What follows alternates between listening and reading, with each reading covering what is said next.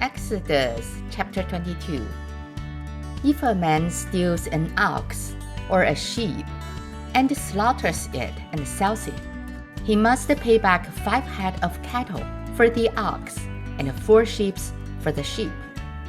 If a thief is caught breaking in and is struck so that he dies, the defender is not guilty of bloodshed.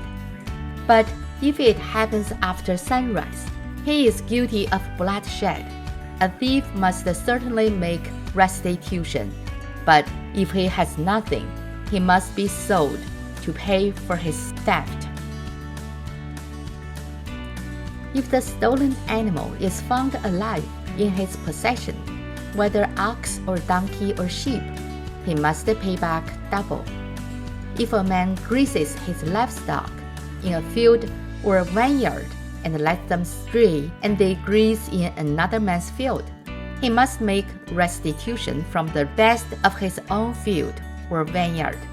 If a fire breaks out and spreads into thorn bushes, so that it burns shocks of grain or standing grain or the whole field, the one who started the fire must make restitution. If a man gives his neighbor silver or goods for safekeeping, and they are stolen from the neighbor's house, the thief, if he is caught, must pay back double. But if the thief is not found, the owner of the house must appear before the judges to determine whether he had laid his hands on the other man's property. In all cases of illegal possession of an ox, a donkey, a sheep, a garment, or any other lost property about which somebody says, "This is mine," both parties are to bring their cases before the judges. The one whom the judges declare guilty must pay back double to his neighbor. If a man gives a donkey, an ox, a sheep, or any other animal to his neighbor for safekeeping, and it dies, or is injured, or is taken away while no one is looking, the issue between them will be settled by the taking of an oath before the Lord that the neighbor did not lay hands on the other person's property.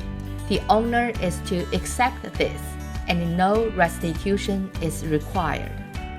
But if the animal was stolen from the neighbor, he must make restitution to the owner.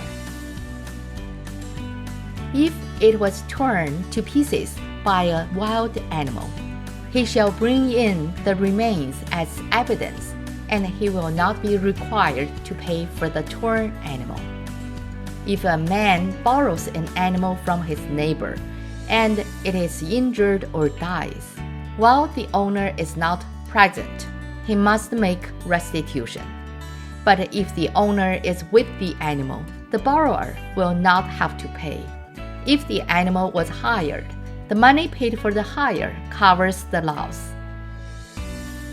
If a man seduces a virgin who is not pledged to be married and sleeps with her, he must pay the bride price, and she shall be his wife.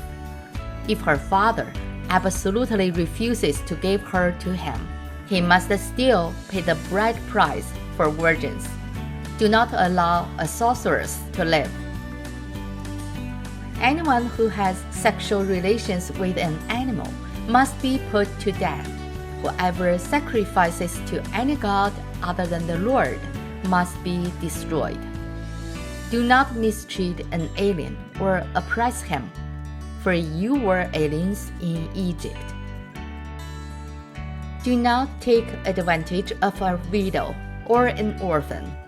If you do, and they cry out to me, I will certainly hear their cry. My anger will be aroused, and I will kill you with the sword.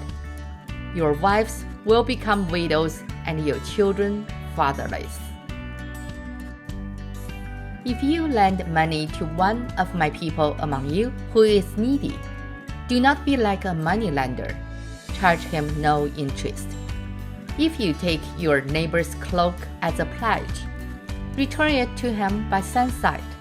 because his cloak is the only covering he has for his body. What else will he sleep in? When he cries out to me, I will hear, for I am compassionate. Do not blaspheme God or curse the ruler of your people. Do not hold back offerings from your granaries or your vats.